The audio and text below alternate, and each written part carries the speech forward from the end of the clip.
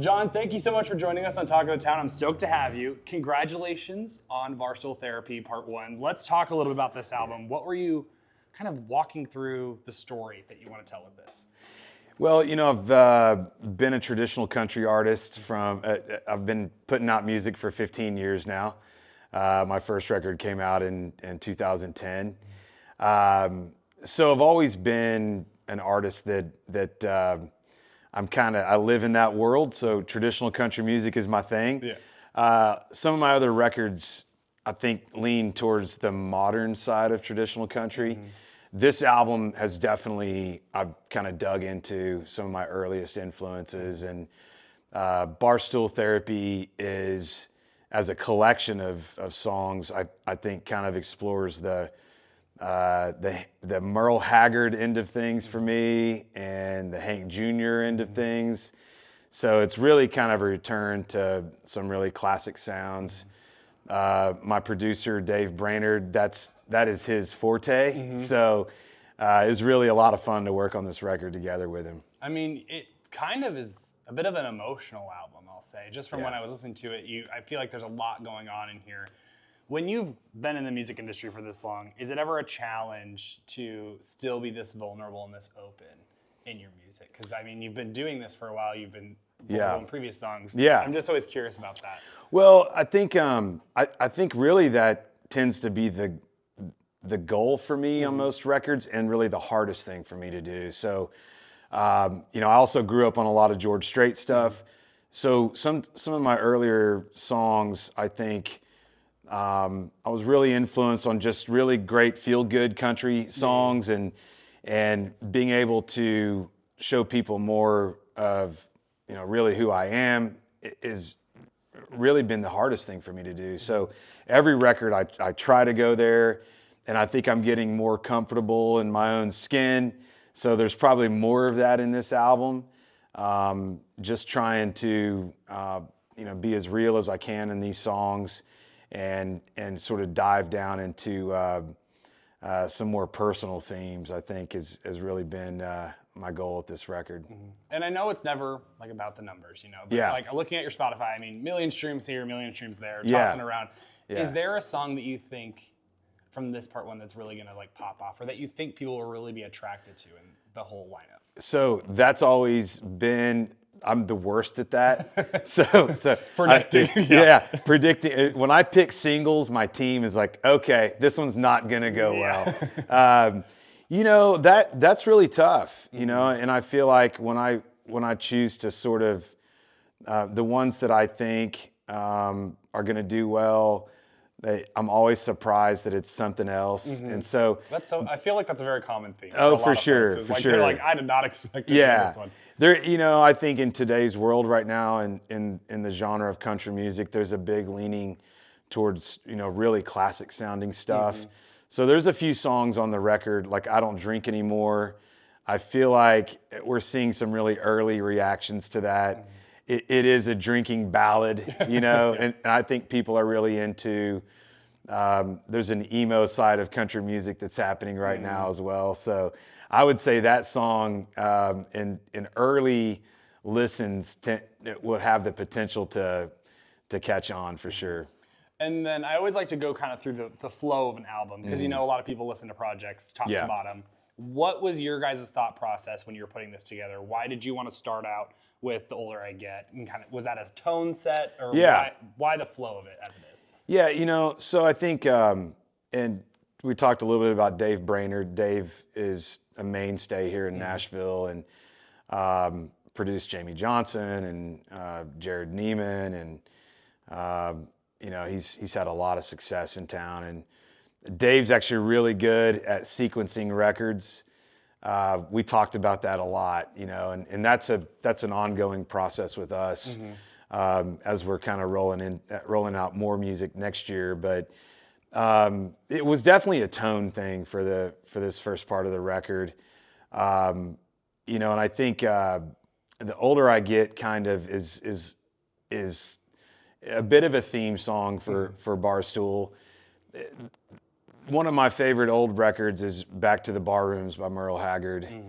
And if there's an album that that I kind of channeled a little bit. Might be Back to the Bar Rooms. I just love the flow of that album, and I'm a big Hag fan. I'm still amazed by his body of work, and so I think that really was kind of like this horizon line for me with this record is Back to the Bar Rooms. Yeah. Well, and let's dig into all the songs, because you do have a very traditional sound in this album, I will say. Yep. But the older I get, the more country I'm getting to be. I really like that you talk about your grandpa. Yeah. I thought that was very cool, and you have like little notes to that, and your friends liking rock and roll. And I also like the line on Keen on Corvettes, but switching to the pickup. Yeah. Talk to me about like how this song kind of came to be. Yeah. And I like the nod to the familial connection there. Yeah. So one of my other big collaborators, and the way we put together records now, for me, at least for probably the past 5 or 6 years, I don't really write with a lot of outside writers. Me, Dave Brainerd, and Tony Ramey were this little creative trio. And so Dave is my producer, but he's also co-writer. Tony and I, we just get each other. We have a lot of fun. You know, a lot of the creative process is the hang. Yeah. So Sure, you know, so you and it has to. Sometimes it involves tequila. It's a hang, and so it's difficult for me to go into the traditional sort of writing sessions and co-writing sessions in Nashville because, you know, I may not know these guys. Sure. Sometimes you can come up with great stuff, you know, and sometimes you make lifelong friends out of it. But sometimes you just kind of sit in a room and hang out with somebody you don't know very well and count the minutes until you can go get a cold beer or something. It might be a little more fun for you with your trio that you guys all know each other, you're all friends. Yeah, exactly. So Tony and I wrote this song, and Tony kind of brought the idea around, and it really has a lot of connection to my life now. My wife and I live in New Braunfels, Texas. We got a place outside of town. I like old pickup trucks now versus I still want a Porsche 911 someday, but it might be an old one. Yeah. But so it's just that kind of, you know, that sort of feeling that you have around older stuff and slowing down a smidge. And that's what older I get, more country I'm getting to be is all about. Yeah, I think that's really cool. And then Barstool Therapy also is like, you know, the title track. Yeah. But the producing throughout this album, there's a lot of like sound effects. Yeah. In a way. Like I love the cracking of the beer. Oh yeah. At the beginning. Yeah. I thought there was a lot of funny lines in this. Like Redneck PhD, a frost mug prescription. The beer joint down the back road to get it filled is really, was like very smart, I thought. Thank you. There's a lot of like little funny kind of jokes in there. Yeah. Just talk to me about kind of coming up with those. Was that just like you guys messing around with the bottle of tequila, or how did that kind of happen? Barstool, and I'm super proud of this record, and especially the title track, Barstool Therapy. Really, as a song title, I'm like a one-liner guy. I'm always. My wife keeps track of these as I spit them out, and they sometimes become song titles. But I used to go meet my buddy Pete in Austin at this little place called the Whip Inn, and I would meet him for Barstool Therapy. I would tell Amber, hey, I've got to stop over and hang out with Pete for some Barstool Therapy. And it's really just the idea of hanging out, having a beer, and chatting with your buddy. Sometimes things in life, you know, are overwhelming, and you go do that, and you feel a little bit better. So part of it came from, that's where the title came from. Part of it's just our world is so reactionary nowadays and feels tense sometimes. And you kind of feel like, man, people just need to drink a beer and chill out. I think about that part of it. We wrote the song 3 times. Oh, really? So we were just searching for the thing. And it's really kind of, sometimes when you're writing traditional country songs, it's really easy to go to the obvious thing. And so it definitely leans into an old Merle Haggard feeling. That's kind of where the saxophone came, because Hag was never... I had to tell you, that I was like caught off guard. I thought it was cool. You know, I love when you mix the other things in, but when that came on, I literally was like, oh, wait a minute, is this saxophone? So that's kind of a Hag thing, you know. He would put a sax in a country song, and some of the lines were just, we just worked really hard to make him feel really original. It's reminiscent of something, so you kind of go, man, this sounds, but it's not a regurgitation of something. And the beer joint down the back road where you can get it filled that's honestly, we were changing lines all the way up. We were cutting the vocal on this, and we were like, okay. That's crazy. Yeah. That you're still making changes. I think that just shows how dedicated you are to the song. For sure. Yep. I think that was really cool. And you kind of, when we're moving down the album, you can definitely hear a tonal shift as we go through, Jesus and Marianne, and then Tequila Cowboys, the Spurs was really cool. Thanks, man. I thought I was like, that's so, no, I was like hearing all these little sound effects. I was like, that's so cool. Thank you. And I wanted to know why you wanted Randy Rogers to be the person that did this with you. Well, it kind of, Randy and I both live in New Braunfels, and I'm a big fan of Randy and the Randy Rogers Band. I've known them all of my career. I've done a lot of shows with them. I think, just to be honest, we wanted Randy to write a song with us. And so I had Dave and Tony in my living room. They were staying with me that week. We're writing songs. And I said, man, I think I got Randy Rogers coming over the house. And so he's a busy man. He just came in off the road with Dierks Bentley. And I said, okay, dude, just get over here, 10 a.m. I know you only have a few hours, but we're going to tee this one up for you. And so Randy showed up, and we had already worked on this idea of Tequila Cowboys, and it fit us perfectly because, I do kind of joke about it in that you need to write about things that you know. Yeah. Randy and I know the concept of sitting at a bar drinking tequila. What's cool about this song, though, I think it's really clever and fun in that the guys in this song are they're meeting up to go to the bar on a Friday or Saturday night, and this is sort of their meeting place, and they take a lot of pride in sitting at this bar. And in their minds, there's a line in there called "We're saving the town," So in their minds, they're Texas Rangers. They're doing the world a big favor, but in reality, they're a bunch of good old boys, drunks on bar stools. So we just really like the tone of that song, and Randy was perfect for it. And he was awesome in the studio. It was a lot of fun cutting it with him. I'm sure. And then one of those things, you kind of picture a person. I'm sure you were picturing a specific person. I'm looking at your wife right now. It'd be my wife. Yeah. Talk to me about that, because I feel like you have to really get into kind of a certain headspace when you're singing something like that emotional. Yeah. And I do, before we get into that, I want to say the instruments on this one were sick. Like the guitar solo was really good. For sure. But kind of talk to me about how you kind of get into that space when you're like in the booth. Yeah, one of those things, of all the songs on the first, this Barstool Therapy session 1, it's an outside song.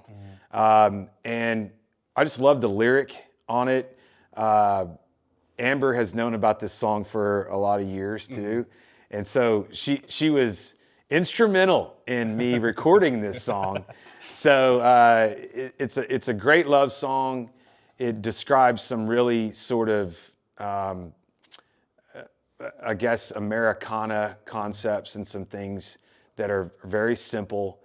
I love the simplicity of the lyric on this, and the production element of it. The demo of the song, while it was great, it was a bit predictable. So when you listen to the production on this, that is Dave Brainerd magic going on. He's just unbelievable. I can't say enough good things about Dave as a producer. He's just such a talent. He took this song to a next level. And when we listen to one of those things, I feel like it feels like a movie soundtrack from like a movie from the 90s. Sure. Yeah. Yeah, I get that. And so it just turned out great. And it's a welcome change in the record, because there is a lot of those sort of drinking themes and that kind of there's a grittiness to this album, and putting that in there kind of made a little break from that, a little softer tone. Yeah, and it kind of rounds it out, I should say. Yeah, for sure. And then Back in the Glass, I liked the analogies a lot. Yeah. Because like you talked about, you didn't want to be repetitive of other things or regurgitate things. Yeah. I don't think you did that at all, because you really made the point come across. And I had to, when you're in a write, is that hard to come up with all of these? Because there was a lot in there. So I have to imagine it gets kind of difficult at times. Yeah, the last record I did called Dos Corazones, it's I can't remember how many tracks was on that. It came out in 2021. Mm-hmm. So I'm actually 4 years between full-length records, a handful of singles here and there. But the idea behind Dos Corazones was this really, like, I do typically work well with concept records. I kind of almost call most of my records concept records. So I kind of have this theme, and I'm going for it. And so Dos was written and recorded. From starting to write the record to getting the record out, it was only 1 year. So we wrote this pretty quick, really quick, right? And that album just, honestly took a lot out of me, and it was a big creative effort. So going into the time frame after that, I never wanted to try to write something like that record, and I kind of didn't know if I had much to say. So in the period of the past 4 years, what are you going to do? You force yourself to write a record, or so I honestly didn't have a big direction for a while. And when me and Dave and Tony started getting together and writing again, we're writing stuff that we just love. And I think that was the best way to approach it, because that way you're not trying to compete with something you've done before. So we're writing something we love. I'm sure it just makes it so much more fun, too. It's fun, right? And so you're writing stuff that you love, and over a period of time, all of a sudden we start kind of looking at these songs going, we feel like there's something coming together. So at that point, my vision for Barstool Therapy started showing up. So it was kind of like that same feeling I had for Dos. This was the vision, it's showing up. You can't determine like when it's gonna happen. And so this has kind of become a very traditional country record for me. Again, kind of really pulling from my core influences. Yeah, and then this I Don't Drink Anymore. I was kind of shocked by the piano intro. Yeah. Yeah, I know. You talked about having like that grit at the top of the album, and then you make your way down here, and it really like shows a lot of different facets of your kind of vibe, I guess, on this album.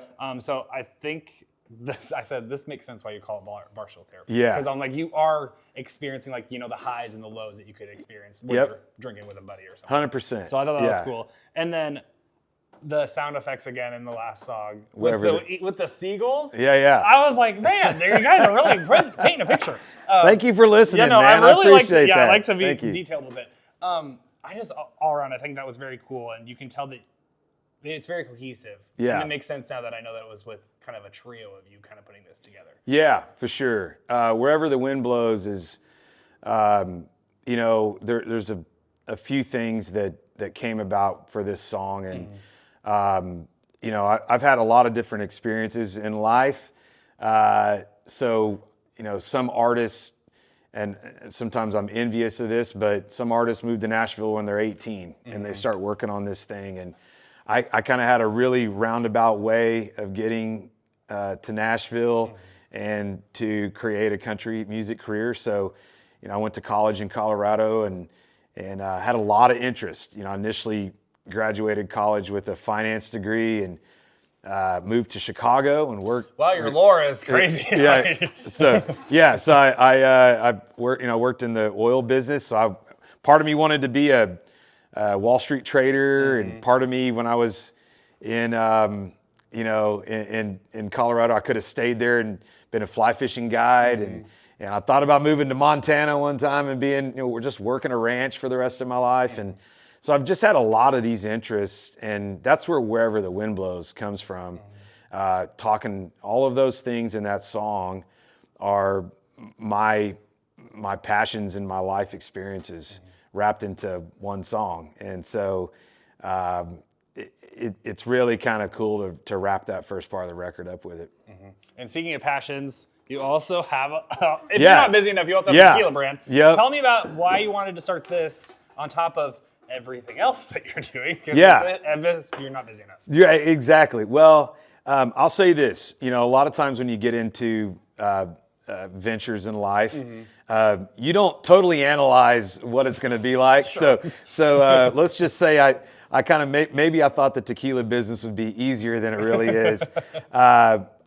I'm pretty tenacious, so I've stuck with it and started working on Juan Lobo Tequila back in 2016, 2017.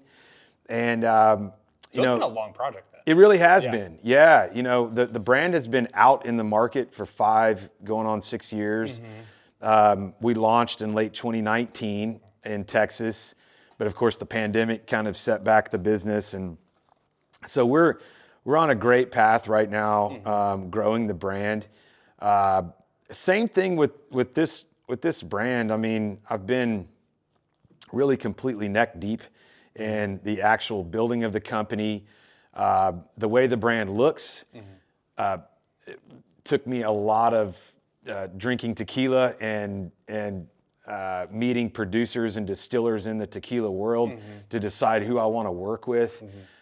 As you know, if you're gonna make a tequila, it has to be made in the state of Jalisco in Mexico. So you've got to find a producer there. Unfortunately, you can't make it here in the U.S. So it does take building a relationship. And so I just fell in love with good 100% blue agave tequila. So it's the craft end of things. If you're gonna drink alcohol, 100% blue agave blanco tequila is the cleanest you can drink. I'm not gonna say it's good for you. Yes, I understand. But it's close. It's not the worst thing. Right, exactly. So we're really passionate about the tequila business, and I work within the business consistently while I'm also touring and putting out music. And you mentioned that this is the first part of this. You have session 2. Yeah. Can you give us any hints or any kind of teasers for what we can expect with the second half of this record? So, session 1 is, we chose to call it session 1 because it's a therapy session. Session 2 may just be a broader deluxe edition. We do have a Western swing song that we recorded with the Time Jumpers here in Nashville with a really famous, legendary Texas singer. That's all I can tell you. Okay. I know that, yeah. So that's going to be really, really cool. We've also, I have covered one of my favorite classic country songs on this second half. We have Juan Lobo's first theme song coming on this second half that includes a mariachi band from San Antonio. Oh, that's cool. So we have dove into a lot of different sides of things. It's probably going to be another 10 sides that we're going to add to this. Oh, wow. And so yeah. No small feat. Right. Yeah. So we're excited about it, and we're going to give folks more info soon on all that. Well, thank you so much for the time. This is Thanks awesome. for having me, Thank you so man. much. I appreciate it. Thank you.